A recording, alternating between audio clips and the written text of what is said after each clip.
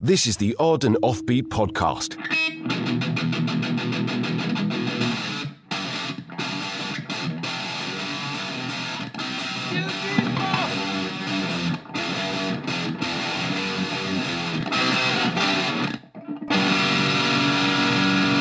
Odd and Offbeat podcast.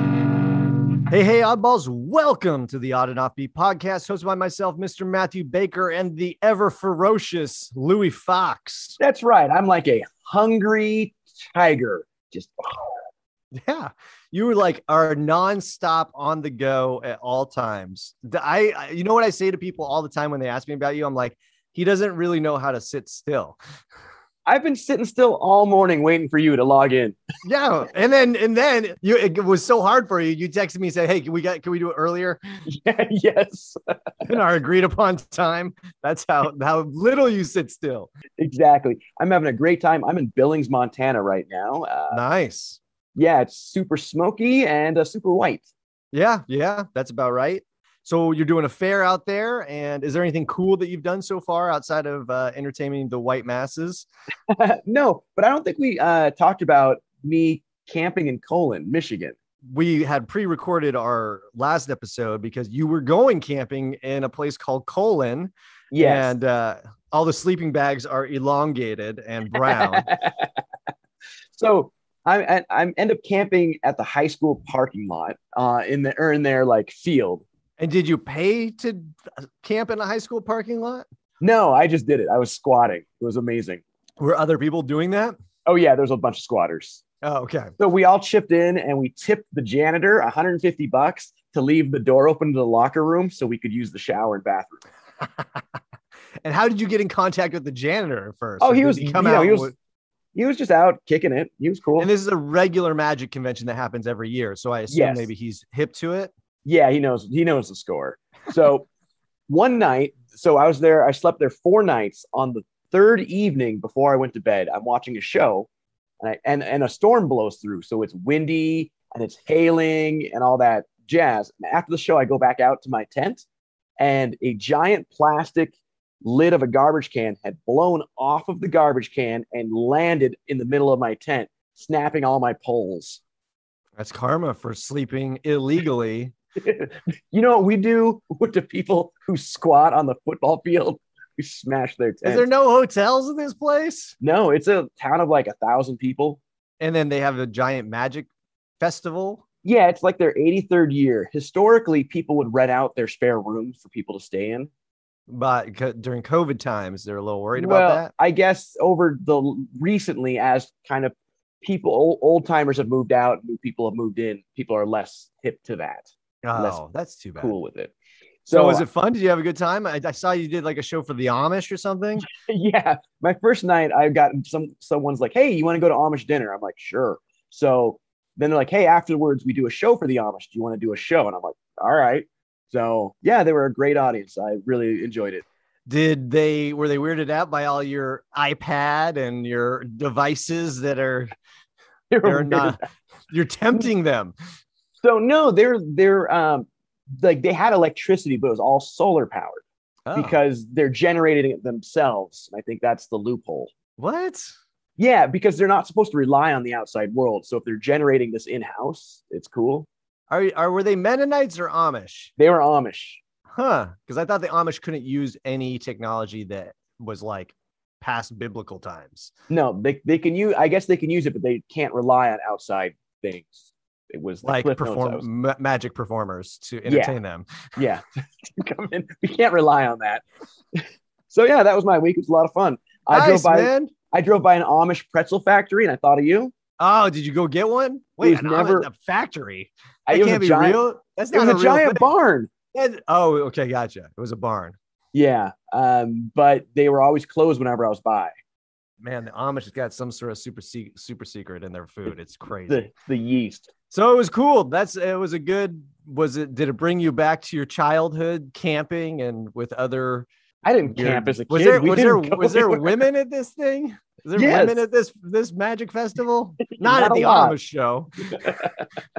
Probably, I would imagine it's about the same. Yeah. So there was women at the magic convention. Yes, there were. Okay. Not a lot, but there were. It was like, what was the man to woman ratio at this thing? like 70-3. Oh God. Yeah. Cool, man. That's awesome. Are you going to do it again, or was that just check it off the bucket list? And It's checked off the list, and normally I'm working that week, so it's kind of a weird year that I had that week off.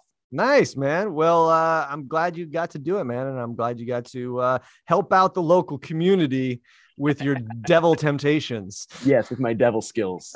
All right, let's get to stories, Louis. Let's do it.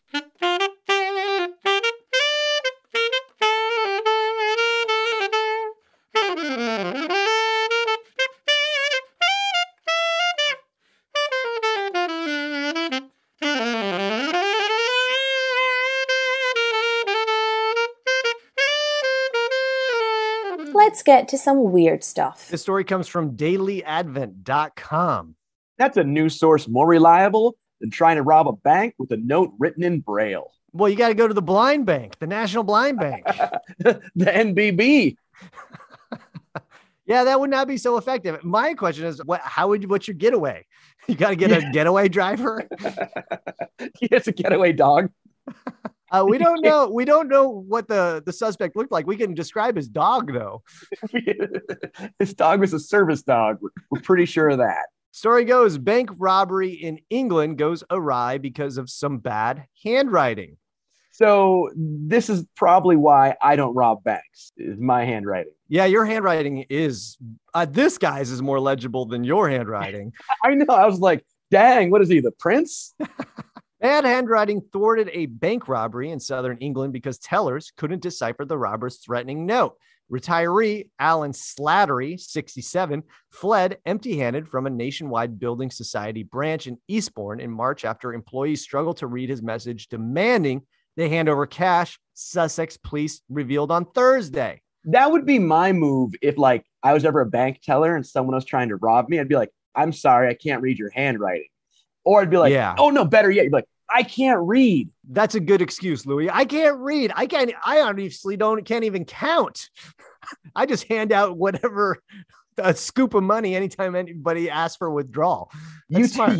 Yeah, just scoop of money. He's got an ice cream scoop. Yeah, just a scoop of change. I got a bucket of change next to me. I think it is effective, though, because like in Mexico once, I sort of like went speeding through like a police stop, and they pulled me over and they were trying to extort some money from me. And I understood enough Spanish to understand that they wanted money. I just kept saying, I don't understand what you're asking. And they didn't speak English. So eventually they just got so frustrated, they let me go. So yeah, I think that is a good technique. That's what I did. Actually, I'm dealing with a speeding ticket right now through the mail with a California court. And I should be like, hey, I can't read your handwriting. Yeah, it's right. A typed letter. You use New Times Roman. I only can read Georgia font. Only learned to speak Courier. Sorry. Blame the public school system. Police shared a picture of the note on Twitter. If you look hard enough, you can read, your screen won't stop what I've got. Just hand over the 10s and the 20s. Think about the other customers. You know what, though? Okay, so your screen won't stop what I got. I feel like that's the text you get right before someone sends you a dick pic. Yeah. True. And also think about the other customers. That's what they would also send.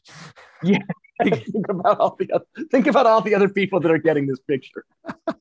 I think the problem is he's got too many words. It's just where you write, this is a robbery, hand over the money. Yeah. I got a gun. That's what you say. Maybe there's some legal loophole. Like if he doesn't say that he has a gun, he doesn't get punished as much or something. That is the whole like Raising Arizona thing in that movie where like, he's like, it's not armed robbery because there's no bullets in the gun. Yeah. Yeah. Later that month, Slattery made off with $2,400 British pounds, around 3,300 American dollars, from a nationwide branch in his hometown, St. Leonard's. He tried another robbery at a NatWest branch in Hastings in April, but left with no money. So he's already done 2 and only scored out of 1 of them. So he's 1 for 3. Yeah. Like he should try something else. Well, I mean, I don't know. Police later identified Slattery from bank security footage and arrested him near his home. He pled guilty to 1 count of robbery and 2 counts of attempted robbery. In July, a judge sentenced him to 6 years. Only 6 years? What do you think, Louis? What do you think, man? Well, he only took money from one place. I was only like $2,000 as well, $3,000. Yeah, I mean, he went in and he was unsuccessful at 3 other places, and so He didn't pull a gun. He didn't threaten anybody. He just had a note. Who knows? He could have found the note on the ground. So I think you should be charged with robbery if you go through with it. Like whether or not you yield any gains, you've committed the robbery. Nah, well, you didn't take anything. It's not a robbery if you don't take anything. I get, but he tried. I guess that's why it's attempted. Not really. I mean, he just passed over a note. To me, it's a suggestion. I have a gun. Suggested donation. All of your 10s and 20s. And, it's like giving feedback in the suggestion box, He's like, here's the thing. I have a gun. If you donate over $2,000, you'll get a t-shirt and I'll save a whale. There you go. I'll donate half of these proceeds to my bookie. Yeah. I mean, you got to have someone proofread it. First of all, you're right. You got to hire someone to proofread it. Yeah, no, you got to put it on your Facebook and crowdsource it. Be like, hey, can you read this? Yeah. What is the most intimidating word? Should I use think about the customers? Should I use I will shoot you in the motherfucking face? Yeah. I don't think they should have given him 6 years. I think that's a little extreme. They should just demanded he go to grammar school. He has to do a penmanship class. All right. I like it.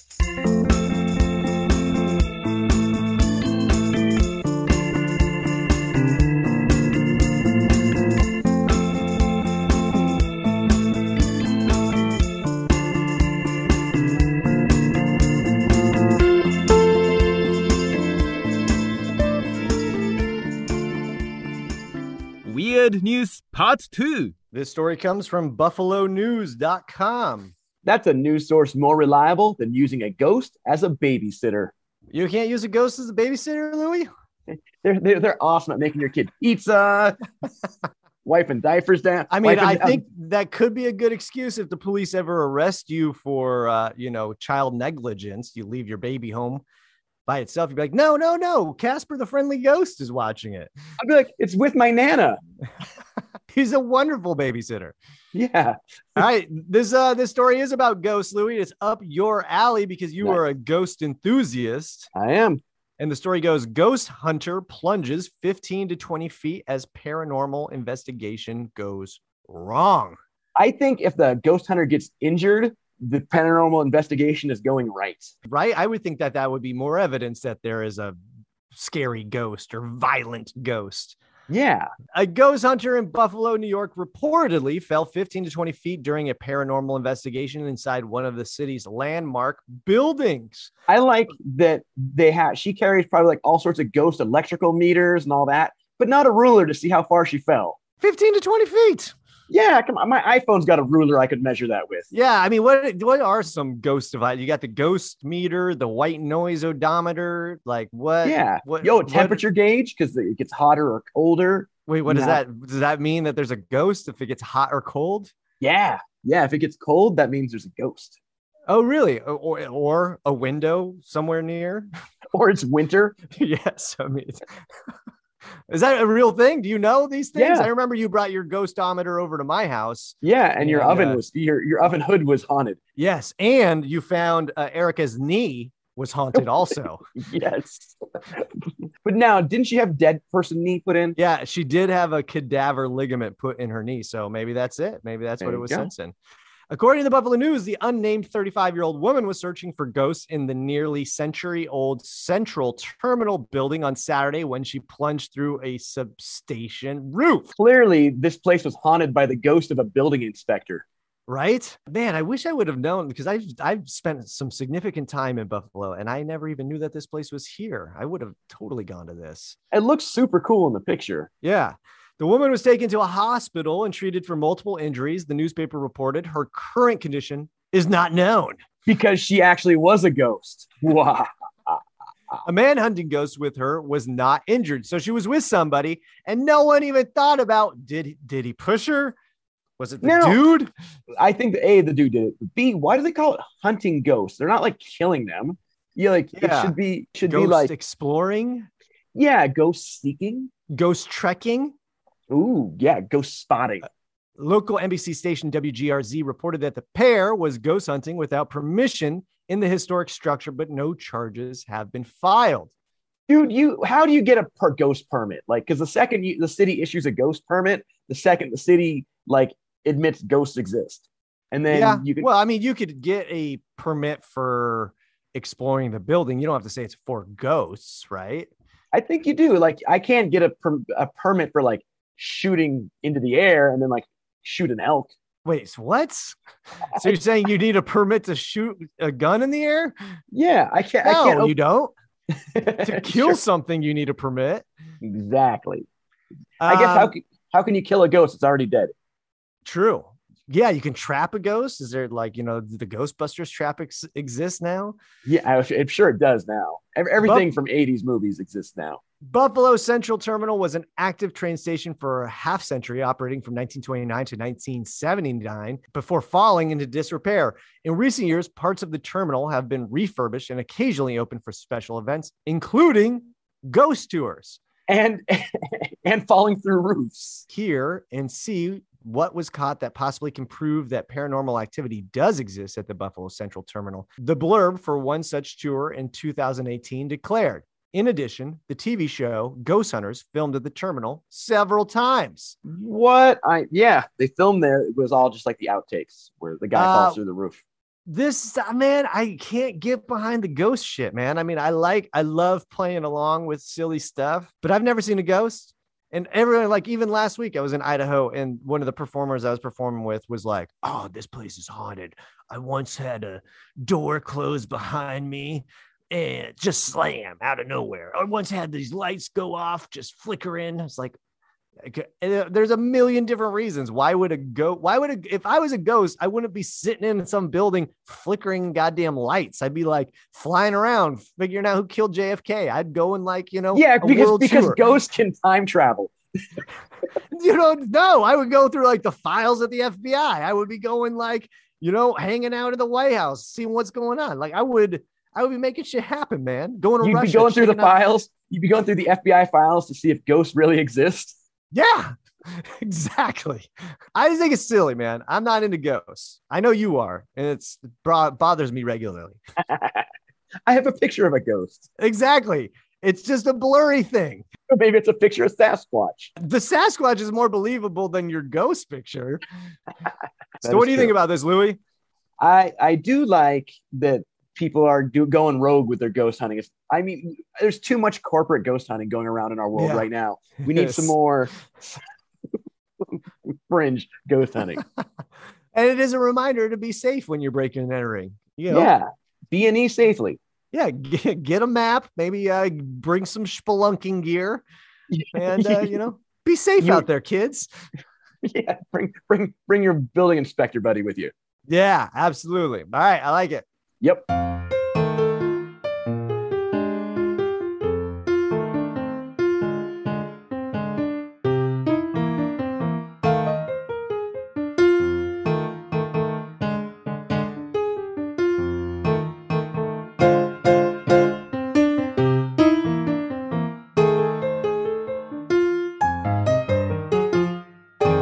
That's it for today, folks. Want to thank you so much for listening. If you want to contribute to us, you can do so by going to our website, clicking on the Patreon link, and becoming a Patreon member of ours. That's right. For as little as a couple bucks a month, you can get crazy things such as postcards from the road, like Billings, Montana, some exotic locales. Maybe Cologne, Michigan. It's Colon. Oh, Cologne, Michigan. They will correct you. They're like, no, they're very proud of the colon. Oh, nice. So where can the fine people see you this week, Louis Fox? This week from the 17th through the 21st, I'll be performing at Montana Fair in Billings, Montana. And then starting the 23rd, I will be performing at the North Idaho State Fair in Coeur d'Alene, Idaho. Nice, dude. Yeah. You're going to hang with more white people. Yes. Louis Tour So White is going to be my hashtag. Where can they catch you? I am doing a virtual show for the Hillsborough Public Library on the 17th, which is the day that this podcast comes out. So if you want a link, go to the Hillsborough Public Library and you can get the link there. I'm also at the Central State Fair in Rapid City, South Dakota from the 20th to the 24th. So if you happen to be out there, maybe checking out Mount Rushmore, come check out the show, man. I'm going to be hanging out with a mutual friend, Michael Mesmer, and nice. Marty Davis is going to be out there. It's going to be a hoot. You and Michael Mesmer are quickly becoming BFFs. You know it. You, of course. Yeah. Now, come on. Your virtual show, is that live or pre-recorded? It will be live, and I'm a little nervous about it because the last one did not go so well. But they're having you back. They didn't fire you. Well, they hired me for 2, so they've already contractually obligated to pay me. So, yeah, I'm looking forward to it. It should be fun, and that's I would have stayed out in that. I was in Idaho last week. I would have stayed out there, but I wanted to come back and do it from the home studio as opposed to the road because I want to give myself a chance to succeed. I like it. But that's it, folks. We want to thank you so much for listening. Send us a message, info@oddandoffbeat.com. Check us out on the social network sites, and we really appreciate you tuning in. Hope you have a weird week. We are out. Bye. Thanks for listening to the Odd and Offbeat podcast.